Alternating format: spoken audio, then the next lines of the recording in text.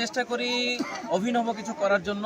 আমাকে এই সকল কাজে যিনি সবচেয়ে বেশি সহযোগিতা করেন, যার ইউনিক আইডিয়াই আমি করি, তিনি হচ্ছেন আজকের এই অনুষ্ঠানের সম্মানিত সভাপতি, বাংলাদেশ প্রাইভেট মাদ্রাসা ওয়েলফেয়ার অ্যাসোসিয়েশনের সম্মানিত কেন্দ্রীয় সভাপতি জনাব জসিমউদ্দিন হাফেজাহুল্লাহ। তিনি আমাদের মাঝে উপস্থিত আছেন। তো আসলে ইনশাআল্লাহ আমরা চাই যে এটা ধারাবাহিকভাবে আমরা কন্টিনিউ করব।